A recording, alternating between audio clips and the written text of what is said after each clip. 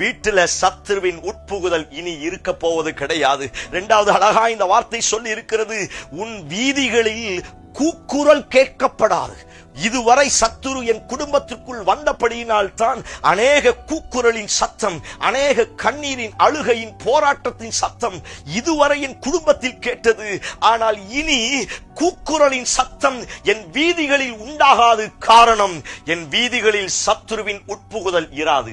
எத்தனை பேர் இந்த வார்த்தைக்கு ஆமேன் சொல்றீங்க? இந்த வார்த்தையை சொல்லி நீங்கள் செபிக்க செபிக்க இதுவரை ஆளுகை செய்த அத்துணை பாதாளத்தின் வல்லமைகளையும், இதுவரை ஆக்குவை பண்ணி வைத்திருந்த எல்லா சத்துருவின் வல்லமைகளை கர்த்தர் இன்றைக்கு தம்முடைய தூதனை அனுப்பி துரத்தி விட போகிறார்.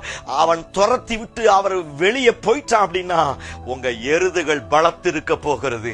உங்க தெருக்களில், உங்க வீடுகளில் சத்துரம் இனி கூக்குரல் வராது என்று கர்த்தர் வாக்குத்தத்தம் பண்ணுகிறார்.